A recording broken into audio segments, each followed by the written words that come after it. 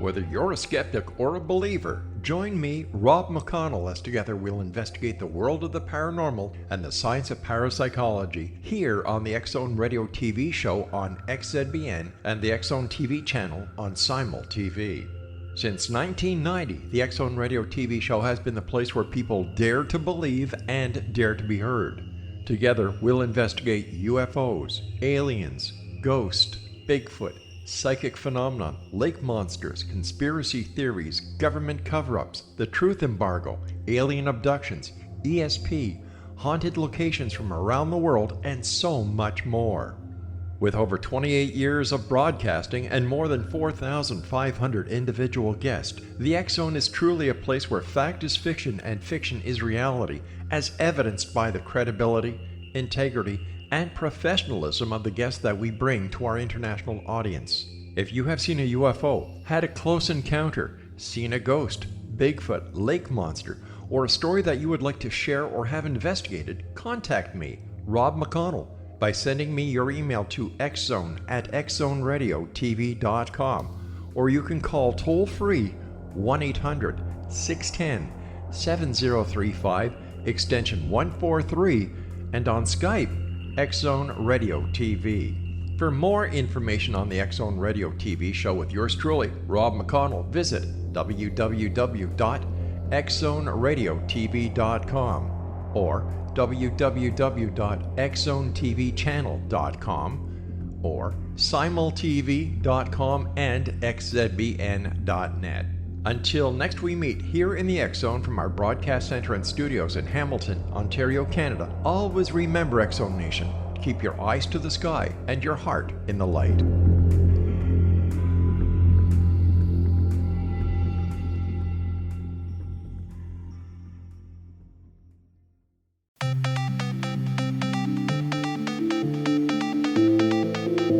Welcome everyone to Too Good to Be True. Thank you for taking the time to listen.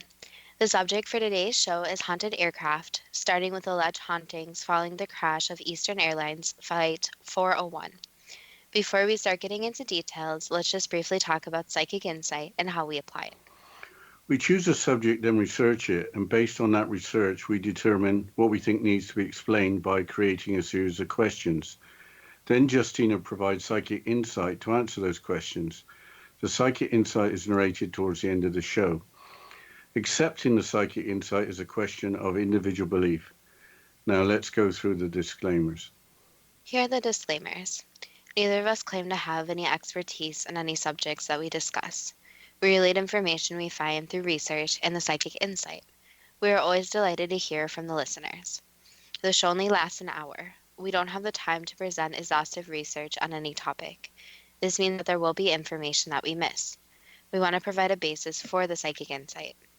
We don't care if a theory turns out too good to be true, as the show name suggests. We are only interested in finding out more of the truth about topics. Spirit can only relate insight that is appropriate for our time and history. Free will cannot be affected. Only comments that are appropriate for our time can be given through the psychic insight. Much of the subject matter in shows may have already been covered many times in other media. We want to look into subjects in a new, different way and be thought-provoking. We're not so good with pronouncing names, we apologize. And neither of us have any particular knowledge of aircraft or airlines. If we have misstated anything, we apologize. Eastern Airlines Flight 401 was from New York JFK to Miami, departing at 9:20 p.m. on December 29, 1972. The aircraft was a Lockheed TriStar with 163 passengers on board. The Mysteries website describes the initial malfunction that led to the disaster. The flight crew was headed by Captain Bob Loft, while the second officer was Don Repo. Quote, Flight 401's chain of problems began on the approach to Florida 2 hours after departure.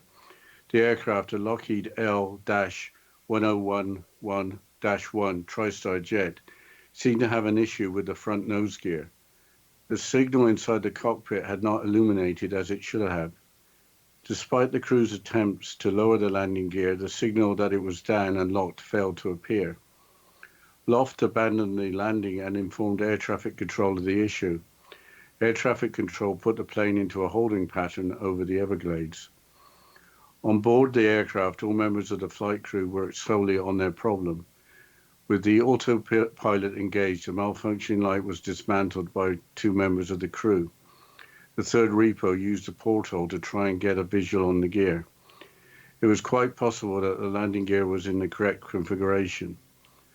The lack of confirmation from the interior landing light signal so consumed the entire crew's attention that none of them noticed that one of them had inadvertently switched off the autopilot. Worse, none of them noticed that the jet had been steadily losing altitude. Perhaps that may have not made much difference. Outside of the aircraft, there wasn't much in the way of visual cues, and city lights were non-existent. Unquote. So, with no autopilot and no lights on the ground to show the descent, and the crew's attention focused elsewhere, the plane was not under control. The situation was recognized all too late. The History's Mysteries article continues, quote, "The crew did finally notice the situation taking place, but nowhere near in time to prevent the inevitable. Flight 401 crash-landed into the Everglades at over 200 miles per hour. According to the National Transportation Safety Board, NTSB, the main fuselage broke into 4 sections and many other smaller pieces on impact. This killed the first officer instantly. Burning jet fuel engulfed the aircraft as it plowed through the swamp. The aircraft disintegrated, scattering wreckage over an area approximately 1,600 feet by 300 feet wide. The NTSB also reported that 67 passengers survived the carnage and 94 perished, as did 2 of the cabin crew. Captain Bob Loft survived the impact, but was so severely injured that he died during the rescue efforts. Don Rapo survived long enough to reach the hospital, but he also proved to be too badly injured. The disaster of this flight still remains as one of the worst in American aviation history." Unquote. 200 miles per hour is about 320 kilometers per hour. 1,600 feet is approximately 490 meters, while 300 feet is approximately 90 meters. When did the hauntings begin? Were they at the crash site? That is what is really odd about this story, is that the strange sightings were associated with subsequent Eastern Airline flights with, of course, different aircraft. The article continues, quote, "Not long after the devastating crash, stories began to emerge in the Eastern Airlines community of unexplained encounters with some of the crew from Flight 401. Flight crews and passengers on other similar aircraft in the Eastern Airlines fleet came forward with stories of sightings of Bob Loft and Don Repo. At first, witnesses reported nothing more severe than standing in the aisles, occupying the galley and cockpit. Reports began to take on much more sinister overtones, at least in the eyes of the witness involved. This witness, a female passenger, described an ashen-looking person sitting in one of the seats. She described him as dazed and unresponsive. She was so worried about his appearance that she summoned an attendant to investigate further. The man vanished before their very eyes and those of several other passengers. The original witness was so distressed that several of the cabin crew had to forcibly restrain her. It took a while, but the female passenger eventually calmed down. She was shown photos of several of the flight staff, and she picked out Don Repo. This was not the only sighting registered. Another flight was being subjected to pre-flight checks when Bob Loft was spotted wandering around the undercarriage. Loft even spoke to the ground crew, insisting that no checks were required, as he had already done them. The pilot of this flight was so unnerved by all of this that he cancelled the flight." Unquote. This is sounding very hard to believe, especially as telling weird stories may be career limiting in the airline or any other industry. But the stories continue as follows, quote, "Captain Bob Loft is often earmarked as a notorious subject of this haunting, but the truth is that Don Repo is far more active and more regularly witnessed. One time, a working flight attendant insisted that she saw an engineer working to repair an oven. When word of this reached the only engineer on board of that particular flight, he denied ever fixing the oven and went as far as to say that it didn't even need fixing in the first place. As in other reports, the flight attendant selected Repo's photo from a choice offered to her. Another pilot on another flight was seriously concerned when he heard knocking coming from beneath the cockpit itself. Worried that something was wrong with the aircraft or one of its systems, the pilot opened up the compartment trap door. Imagine his surprise when he came face to face with Don Repo. Surprise turned to horror when Repo disappeared before the pilot's eyes. Undeterred, the pilot investigated further and did find a problem that may have caused a serious accident if it went unnoticed. Repo seemed to have a knack of turning up in the oddest of places, unquote. Were there any other reports of either ghost appearing? Yes, there were other accounts. Here's another example from the same source. Quote, a crawl space between a cockpit is one thing, a galley oven is quite another. An attendant of a TriStar 318 was so shocked to see Repo looking back at her that she called all other members of the cabin crew to confirm the sighting. The flight engineer on duty during this flight was a personal friend to Repo and instantly recognized the face as that of his deceased friend. According to all present, Repo then warned them about a fire on board. At the time, not much notice was taken. Later on during the flight, though, problems with the engine all stemmed from a fire that no one knew about. The final leg of the flight was cancelled as a result of this fire, unquote. So it seems like they just wanted to help. There must have been sufficient witnesses for the airline to take the story seriously. Yes, even an Eastern Airlines executive was among the witnesses, according to the History Mysteries article. Quote, witnesses include pilots, various other members of Eastern Airlines staff, and their passengers. One other witness has also come forward with a similar story that adds validity to the others simply because of who he was at the time. Bob Loft appeared before the vice president of Eastern Airlines in first class. The pair conversed briefly before Loft faded from sight. At first, the VP just assumed that this was the captain of the flight he was on. Many of the accounts share similar characteristics. When either Loft or Repo make an appearance, they tend to be lifelike and look like just another person. More than a single person has often been present at the time, whether by accident or design. One curious aspect to these sightings is that people always saw one or the other. Loft and Repo have never been reported on the same flight, but the same witnesses at the same time, unquote. How did this all end? Eastern Airlines isn't a company name that I've heard of. Eastern Airlines went out of business decades ago in 1991, but the History's Mysteries article might provide the answer. Quote, another link between the sightings and the aircraft involved could be the corporate decision to use undamaged parts of Flight 401 on other jets in the fleet. Some believe that Eastern Airlines cannibalized reused pieces of the wreckage in other airliners. But I think we have to go into the break, Justina. Yes, we'll continue after the short break, and you're listening to Too Good to Be True with Justina Marsh and Pete Marsh on the X Zone Broadcast Network, www.xzbn.net.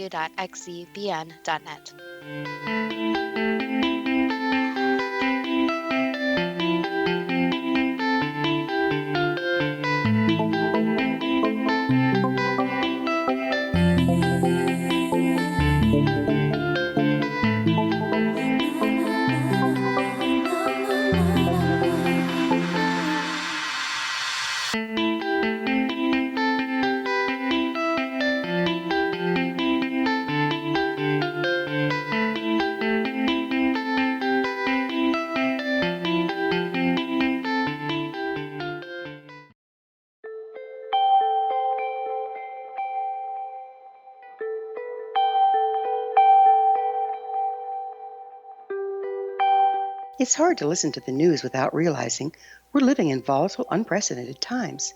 Yet never has there been such an opportunity to transform the human condition. As old structures fail, where can we find the guidance to co-create a better way?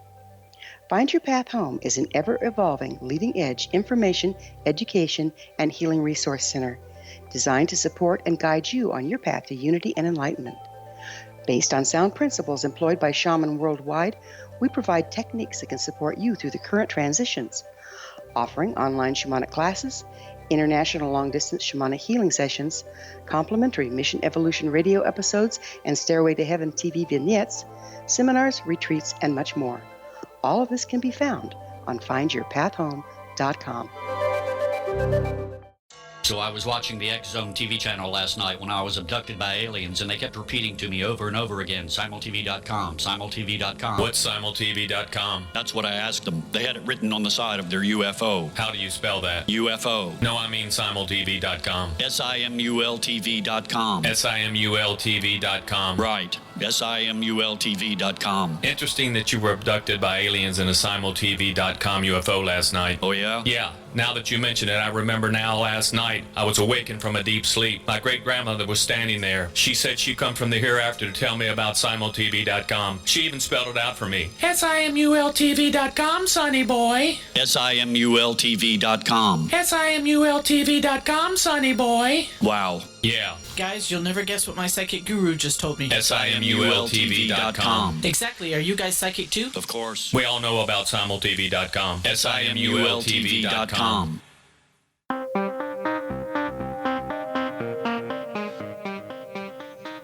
Welcome back to Too Good to Be True. Before the break, Dad, you're quoting from the Histories Mysteries article about the Eastern Airlines. Can you please continue with the quote? Yes, the quote was talking about reusing pieces from the wreckage of Flight 401 and other airliners. The quote continues, "If this was true, then perhaps they recycled more than just aircraft parts. Officially, Eastern Airlines denied anything was wrong with their aircraft or personnel. At no time would officials of the company allow or condone any attempt to investigate the reports. While all this was very much in the public domain, reports circulated that aircraft engineers quietly removed any materials that they had reused from the crash. The sightings apparently stopped once this was all done," unquote. Is that the end of the story? Not quite. Similar sightings were reported to have occurred on Lockheed TriStar airliners on a competitor airline, Trans World Airlines, TWA, which is also no longer operating. Apparently, parts from the crashed Flight 401 aircraft could have been supplied to TWA. So all the sightings appear to follow parts scavenged from the crashed aircraft. I think it's time to move on to the next story of alleged haunted aircraft, which is the Raisin Hell, a Boeing B-29 Superfortress located in the Castle Air Museum in Antwater in Central California. The aircraft has an interesting history as described by the Weird California website. Quote, 3,970 B-29s were produced. 22 are still intact, preserved mostly at museums. Three B-29s were involved in the creation of Raisin Hell. The B-29s involved include 44-61535, the tail, 44-84084, the wings, and 44-70064, the fuselage. The three aircraft were discovered and brought over from China Lake Naval Weapons Center, with the wings actually being airlifted by helicopter over the mountains. The three planes were reassembled at the museum into the restored plane that you can see today, the Raisin Hell, unquote. The China Lake Naval Weapons Center is also located in California. So what is so spooky about the museum piece? The Weird California article continues, quote, "The Raisin Hell is an appropriate name, for you see, it's haunted. The spirit has been nicknamed Arthur, and at times it certainly feels like he is raising hell. Before it even arrived at Castle Air Museum, while it was still at China Lake, it has been reported that a heavy pressure bulkhead hatch, complete with broken hinges, banged open and shut multiple times, all on its own. But the disturbances only grew more varied after its restoration. Hatches have been reported opening and closing all by themselves. Although there were no bulbs in the sockets, the aircraft's landing lights have come on by themselves and without power. Although they are locked in place, the propellers have been seen to slowly move all on their own. Knocking has been heard in the fuselage, and the co-pilot window has been seen mysteriously open and then suddenly just as mysteriously closed. A worker was busy in the cockpit repairing things on the aircraft when he was asked when he asked his friend to hand him a wrench. A wrench was placed in his hand without him looking at his friend, and he continued in his work. It wasn't long, though, before he realized that he was actually all alone in the cockpit, and his friend had been outside the plane the entire time, actually visible from the plane's window. But most ominous is that multiple times a strange solid-like shadow has been seen moving around inside the cockpit. Who it is or what it is hasn't been determined. Lastly, the nearby building has sadly suffered from strange battery failures and unexplained power outages. Who is Arthur, and why does he still haunt the B-29 Raising Hell? Did he come with it, one of the three planes that the Raising Hell is comprised of? We may never know, unquote. That sounds spooky enough. Somebody or something that has been called Arthur apparently wants some attention. But what is the next story? The next story is a little different. What appear to have been ghost planes were sighted in Derbyshire, England in 2018. The Mysterious Universe website, in an article from March of 2018, describes the events.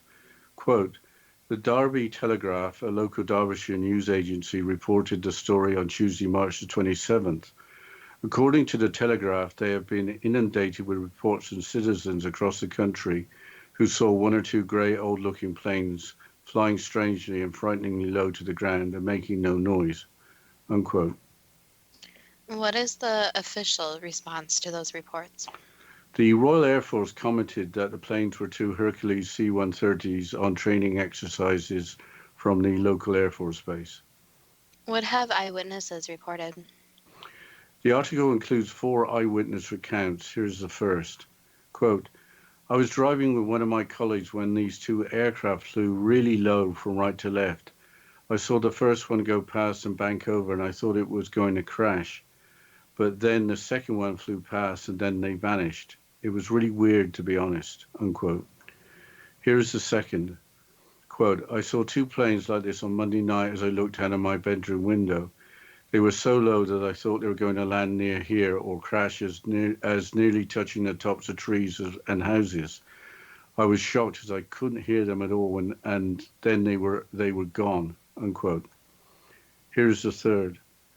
I was walking through the village and I saw 2 big planes which seemed to be chasing each other.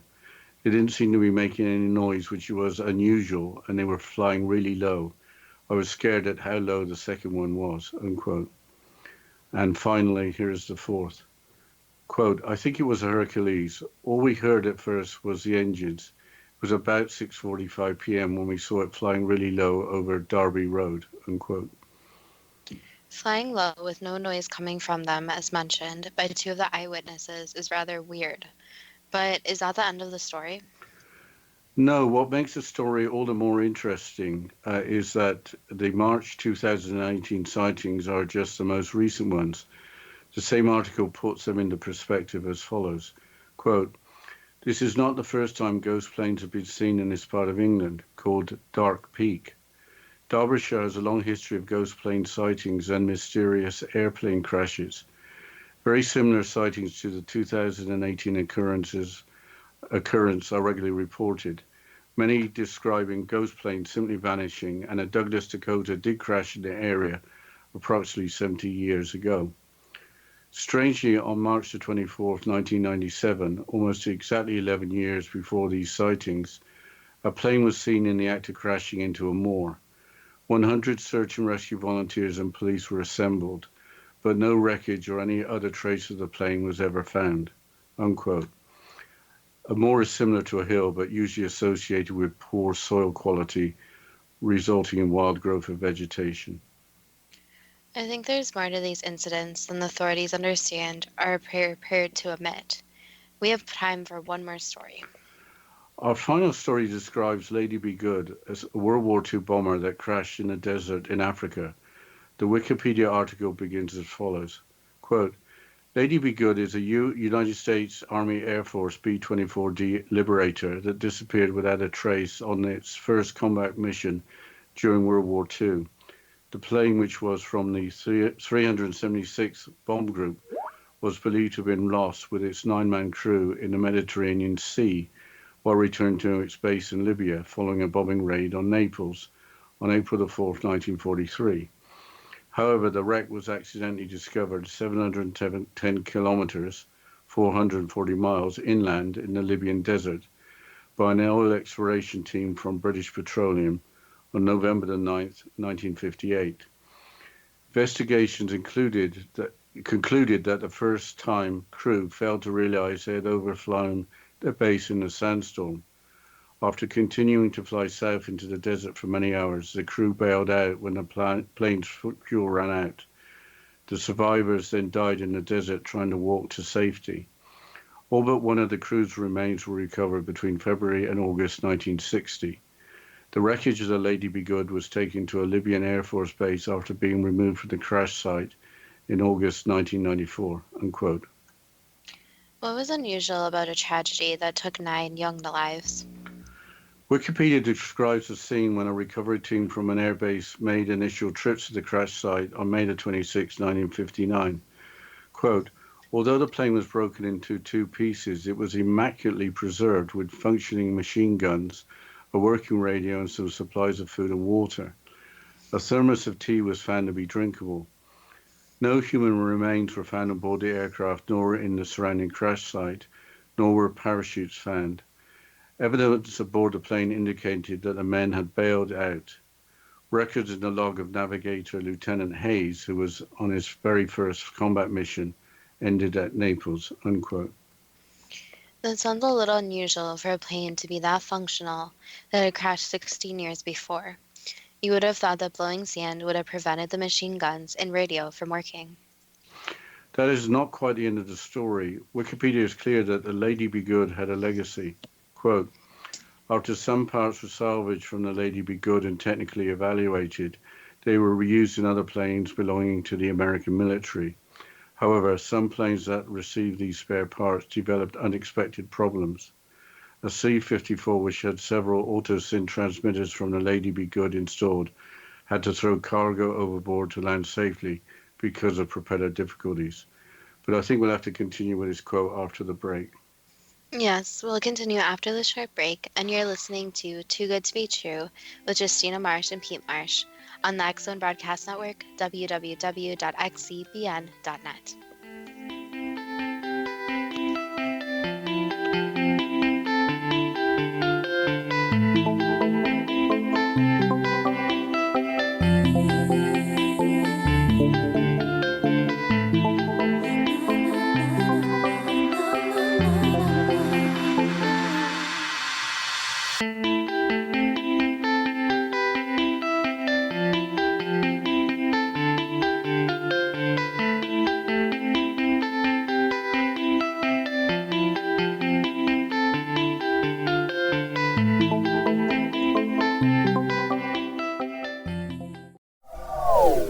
They are here, and they've been here for thousands of years, making their presence known in the shadows. They might be seen by a lonely motorist on a deserted road late at night, or by a frightened and confused husband in the bedroom he is sharing with his wife. But who are they? What do they want? Why are they here? Perhaps most concerning, has the government been aware of their presence all along? The new book by Ellie Marzulli, UFO Disclosure, the 70-year cover-up exposed, delves into the world of UFOs. Can full disclosure be soon? Order now and receive a free hour and 37-minute DVD on the UFO phenomenon. UFOs are real. Get both the book and the DVD, a $40 value, for only $19.99. To order your book and DVD today, go to lamarzulli.net. That's LAMARZULLI.net. Rob McConnell here, presenting an overview for Nicholas Paul Jennings, author of a fascinating book, Amen. It presents facts revealed by Egyptologists, facts that enable us to understand why Amen is the beginning of creation of God. It provides recommendations for religious leaders of the major religions to unify their beliefs and teach the Word of God. Love one another. Amen informs people how mankind conceived God. It was the Egyptians that developed the concepts of a soul, a hereafter, and Son of God. And finally, after the worship of many gods, they conceived the belief in one universal God, the maker of all there is. For more information, visit www.futureofgodamen.com. That's www.futureofgodamen.com. You have heard of the X Zone? Now watch it on Simul TV, plus 500 video games, live TV channels, free video on demand, worldwide, and more. Does this sound like tomorrow's television? Well, it is, but you can have it today, right now. It is Simul TV. Simul TV offers what the others only wish they could provide. 15 exclusive channels like X Zone, sci-fi, and horror. We are worldwide. No other provider offers that. 500 built-in video games. No need to have an extra expensive system. We have them included. Free video on demand. Live streaming events from around the world. Interactive online network, and much more. Tomorrow's TV today. Simul TV. Sound too good to be true? Well, it's not. You can have Simul TV today. Sign up at simultv.com. Do it today.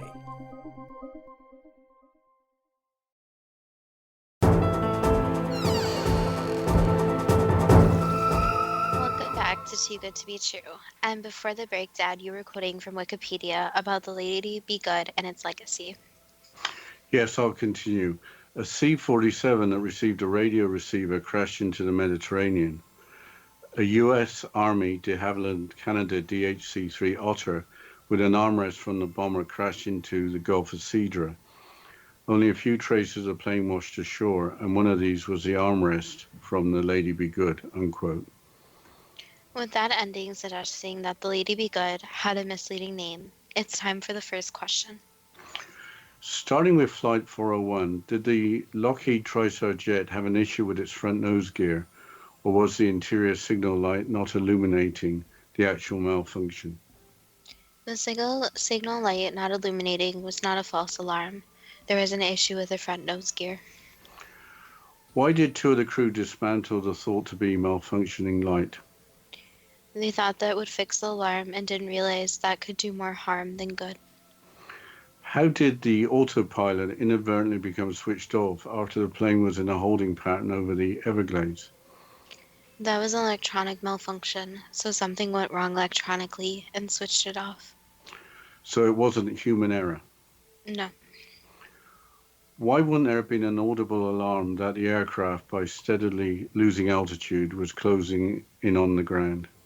There was an alarm. Okay, so they didn't react to it. Correct. How far off the ground was the aircraft when the crew noticed that the crash was about to occur? They were pretty far up, so they knew for a while that the crash was going to happen, and were trying to figure out what to do. Was it something of a miracle that 67 passengers survived after the flaming aircraft disintegrated? Yes, very much a miracle. Was it on the life path of some that they were going to survive? Yes. Not long after the accident, did sightings occur during Eastern Airlines flights with similar aircraft, with Captain Bob Loft and his second officer Don Repo in uniform, standing in aisles or occupying the galley and cockpit? Yes, that's true. Why did the ghosts of Bob Loft and Don Repo make those strange appearances? They wanted to check on other flights because they felt so bad about their flight that went down, so they were trying to keep the other passengers safe. Did an ashen-looking person, later identified as Don Repo, sitting in a passenger seat, worrying a passenger by looking dazed and unresponsive, suddenly disappear in front of several witnesses? Yes. What was the ghost of Don Repo doing in that passenger seat? Again, trying to protect the aircraft. Did the ghost of Captain Bob Loft, during pre-flight check-in, wander around the undercarriage of an aircraft, informing the ground crew that he had completed the pre-flight checks? Yes. Why did the ghost of Bob Loft think it was necessary to complete the pre-flight checks? Again, going back to safety and checking to make sure everything was safe for the future passengers. Did the pilot have prior knowledge of sightings, or did he recognize Bob Loft in becoming so unnerved to cancel the flight? He recognized him, and that's when he was in shock. On another flight, why did the ghost of Don Repo work on an oven, apparently to repair it? Again, to try to be helpful. So trying to do what they can and make things right from the previous crash. Did the oven need repair? Yes. On yet another flight, did the ghost of Don Repo knock from within a compartment trap door in the cockpit, alerting the pilot to then disappear? Yes. Did the pilot then find a problem that, if it remained unnoticed, could have caused a serious accident? Yes. Did the ghost of Don Repo warn of an unknown fire on board a flight with a TriStar 318 aircraft? That's correct. Did that warning prevent a serious accident with possible loss of life? Yes, 100%. Why did the ghost of Bob Loft appear and talk with a vice president of Eastern Airlines in first class for just a routine discussion? Just to check in and see how things are going. How could the ghost look so real that the vice president of the airline thought he was talking to a real person? Basically, a lot of energy. So some goes in apparitions. If they put enough energy into it, they may look more real than ghost-like. Why were the appearances of Bob Loft and Don Repo normally in front of more than one witness? Since they wanted to seem helpful, so they didn't want to scare anyone. Instead, they wanted to be more friendly. Why weren't the ghosts of Bob Loft and Don Repo reported as both appearing at the same time by the same witness? Basically, because they hardly ever appeared at the same time, so it's easier for them to appear one at a time. Were similar sightings of ghosts of Bob Loft and Don Repo reported on some TWA flights with Lockheed TriStar airliners? Yes, but those were much more rare. What were the ghosts of Bob Loft and Don Repo doing on the TWA flights? Wouldn't their Eastern Airlines uniforms have stood out? They were checking in again on the passengers and basically continuing their jobs after death, so making sure that people were safe. Were undamaged parts from the crash Flight 401 Lockheed TriStar reused in other aircraft in the Eastern Airlines fleet and also in other aircraft in the TWA fleet? Yes. Was the use of these parts in other aircraft connected with the appearance of the ghosts of Bob Loft and Don Repo on those particular aircraft? Yes. Did Eastern Airlines staff quietly remove any parts that had been reused from the crash of Flight 401? Yes, they did. Did TWA staff do much the same by taking the reused parts out of commission? Yes, they also did. Was removing the parts from service the reason why no further sightings occurred? Yes, and unfortunately, the ghosts were trying to help, so they meant nothing bad to any of the passengers or crew. How did the ghostly sightings follow the parts from Flight 401? There is an energetic connection, you could say, so they felt so bad about the plane going down that they were still partially connected to those parts. So no way how a ghost can haunt a house they passed on in. Instead, they were haunting the airplane they passed on in. So they were connected to these physical pieces on the earth, meaning that it was easier for them to show up in these aircraft. Have similar incidents also occurred when parts have been reused from a crashed plane where there has been loss of life? Yes. Is that a common occurrence? Not exactly, no. It has to be a very traumatic death for the people involved, so it doesn't happen too commonly.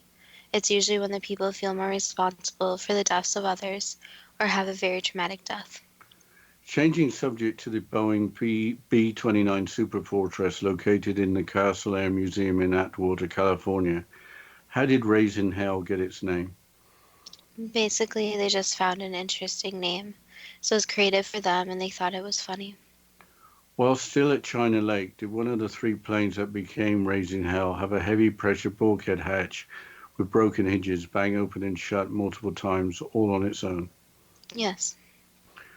Why did the Raising Hell disturbances grow more varied after its restoration, including hatches opening and closing all by themselves, landing lights operating by themselves without bulbs or power, propellers slowly moving all on their own, knocking being heard in the fuselage, as well as a co-pilot window mysteriously opening and closing?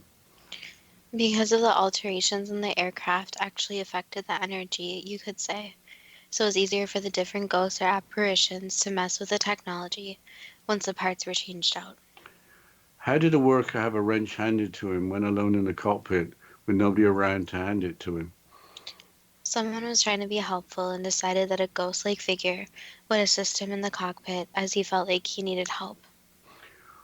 Why was a strange solid like shadows being seen moving around inside the cockpit? Is it a ghost that has been named Arthur? Yes, it is. Can you say anything about Arthur? Arthur is just trying to help out, so Arthur misses flying and has decided that he wants to continue flying and helping with the different flights. Has a nearby building suffered from strange battery failures and unexplained power outages? Yes. Which one of the three original planes is instrumental to the reported events? Is it the tail, the wings, or the fuselage? The fuselage. Why are these disturbances happening? Just because the ghost Arthur wants to be helpful, but he doesn't realize how he can be unhelpful. So the energy of the ghost is actually affecting the electronics and making strange things happen. So he's trying to help the people, but instead he is hindering them in the process. Is it just Arthur, or are there other entities that are pitching in? It's just Arthur. What could be done to put Arthur at peace? To talk to him and basically show that they understand that he is being helpful, but it is probably better that he stops affecting the electronics and parts of the aircraft.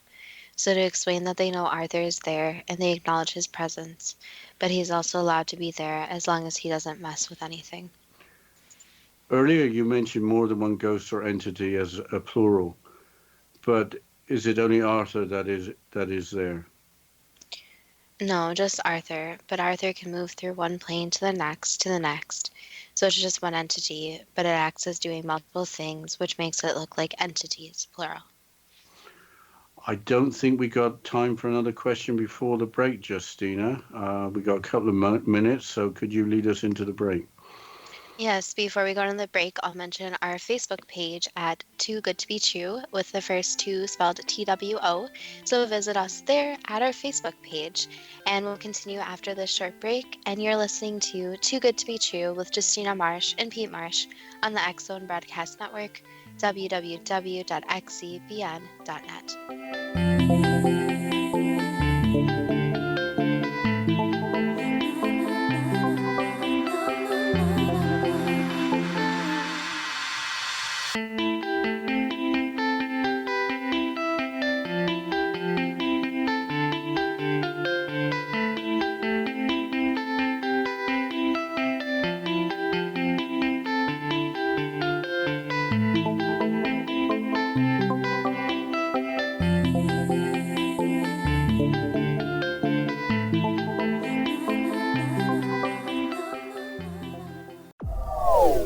They are here, and they've been here for thousands of years, making their presence known in the shadows. They might be seen by a lonely motorist on a deserted road late at night, or by a frightened and confused husband in the bedroom he is sharing with his wife. But who are they? What do they want? Why are they here? Perhaps most concerning, has the government been aware of their presence all along? The new book by Ellie Marzulli, UFO Disclosure, the 70-year cover-up exposed, delves into the world of UFOs. Can full disclosure be soon? Order now and receive a free hour and 37-minute DVD on the UFO phenomenon. UFOs are real. Get both the book and the DVD, a $40 value, for only $19.99. To order your book and DVD today, go to lamarzulli.net. That's LAMARZULLI.net.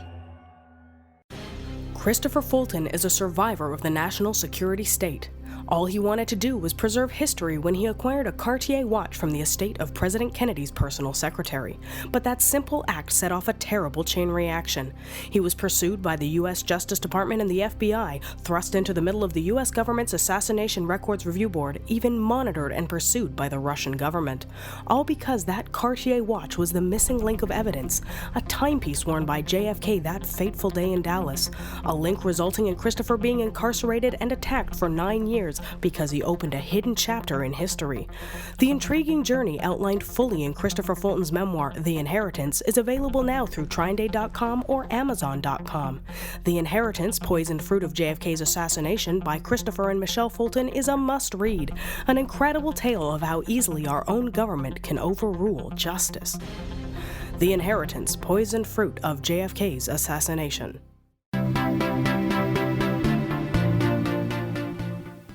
Welcome back to Too Good to Be True. And before the break, we are going through the questions and psychic insight about haunted aircraft. So, Dad, can you please continue with the questions? Yes, I will. Thank you, Justina.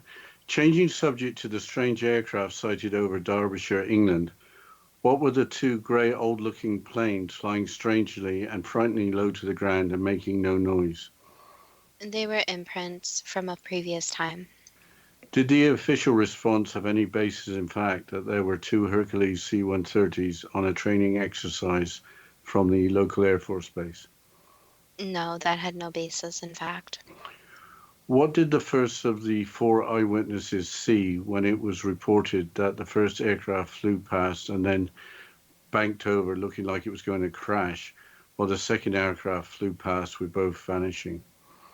They saw an imprint of a real-life event that happened a long time ago. So these aircraft are imprinted with their energy. So they were witnessing something that had happened in the past. So all the eyewitnesses basically saw the same imprint? Correct. So that was the reason why no noise was reported by at least two of the eyewitnesses? Correct, and that's why they disappeared out of nowhere, because the imprint stopped. Have similar sightings to those reported in 2018 been regularly reported in previous years? Yes. Do these sightings with the planes vanishing always occur at the same time of the year? Yes, they do. On March the 24th, 1997, almost exactly 11 years before the 2018 sightings, was an aircraft seen crashing into a moor. Yes, it was. Was no wreckage or trace of an aircraft found, even though 100 search and rescue volunteers and police were assembled? Yes, that's true. Does the Douglas Dakota that crashed in the area approximately 70 years ago have any connection with these sightings, with the sightings of the two ghost planes over the following years? Yes, it does.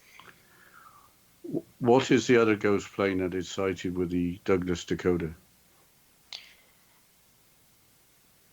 That's a plane actually from a few years before the Douglas Dakota. So they didn't actually fly together, but their imprint is together. Had both planes crashed?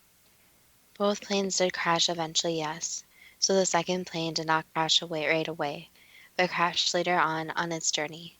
And the reasons that they were both together is that they are so high energy imprints. So they are basically stuck in time, you could say, where the energy is so great that it's just kind of stuck where it is.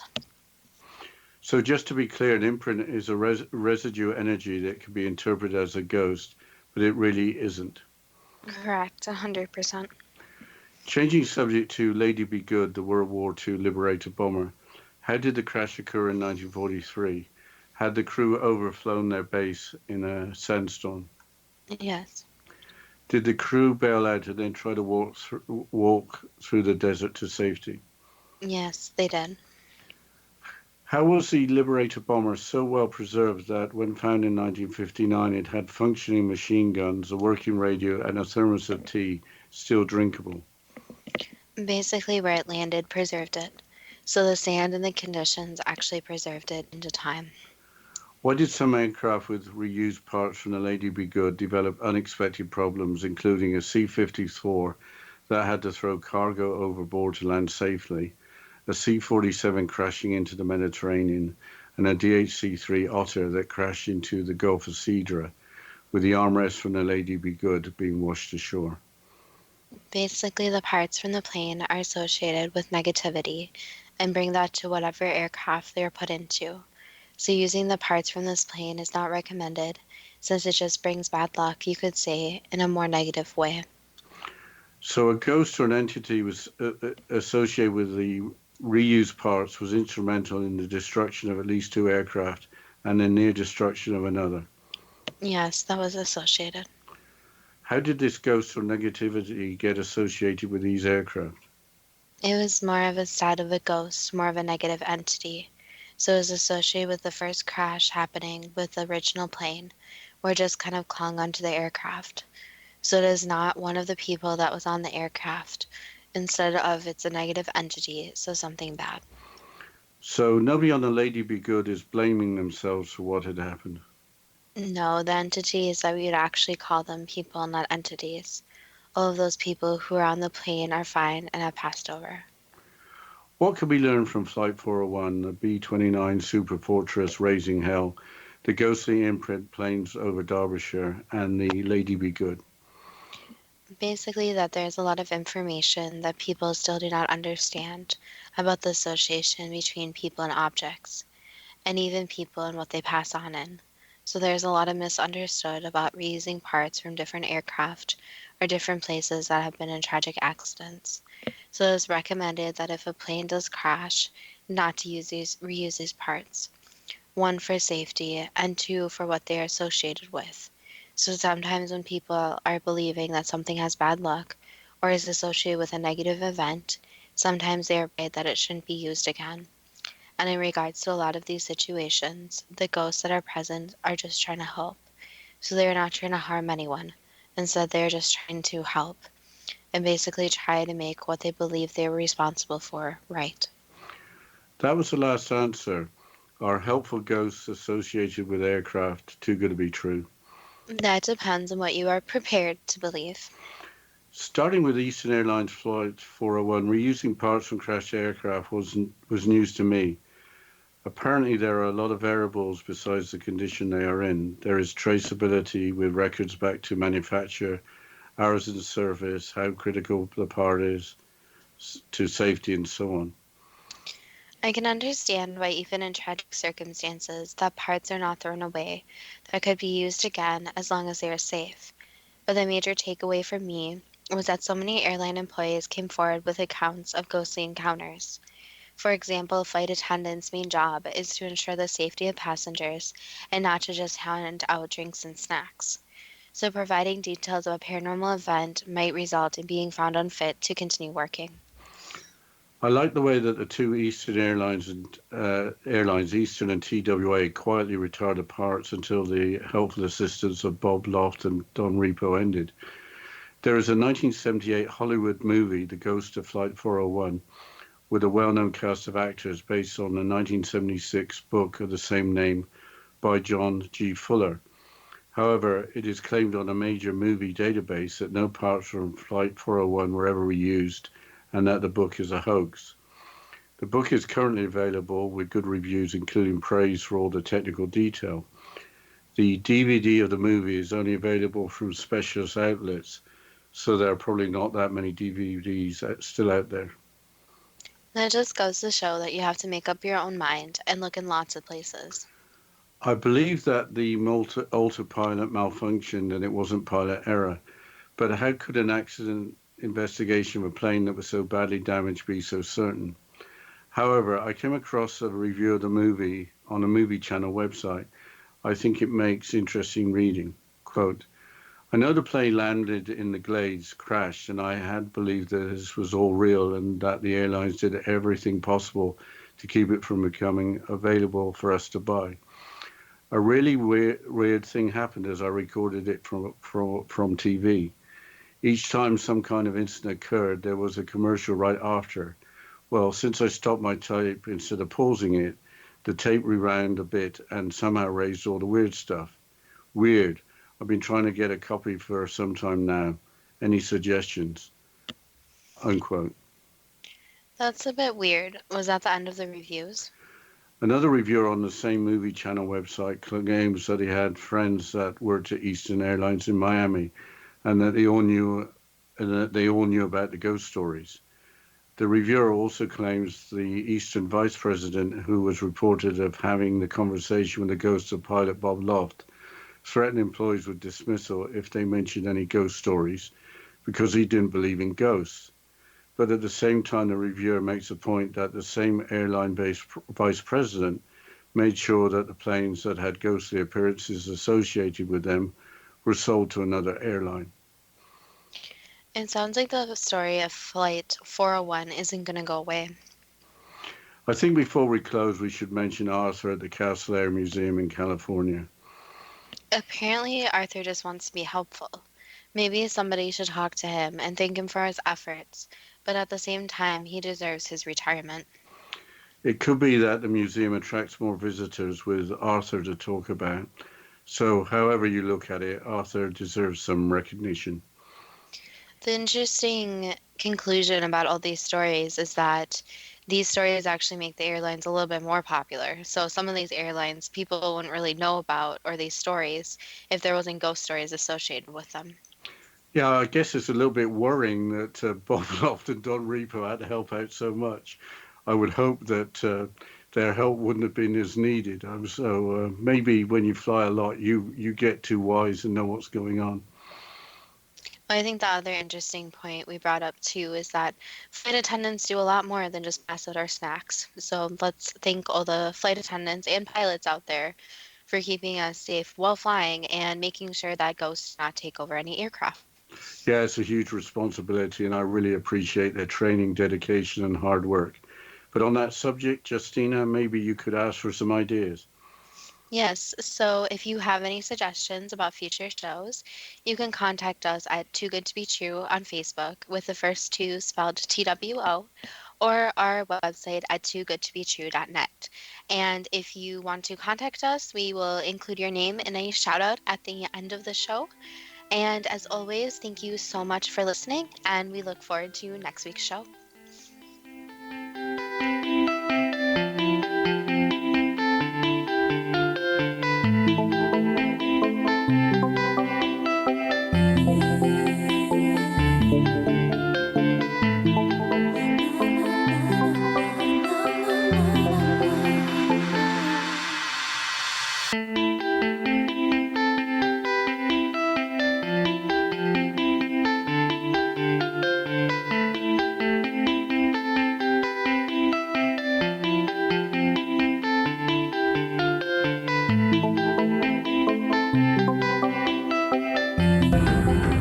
If you are looking for a safe, zero-calorie natural option to the harmful artificial sweeteners on the market today, Just Like Sugar is what you're looking for. Just Like Sugar is a wonderful natural alternative for those health-conscious people who choose a calorie-restricted diet with a great, pure, sweet flavor that tastes just like sugar. Just Like Sugar is a great natural option for people suffering from diabetes and may be useful in restricted diet programs where standard sugars are not allowed and does not cause a laxative effect of some other sweeteners.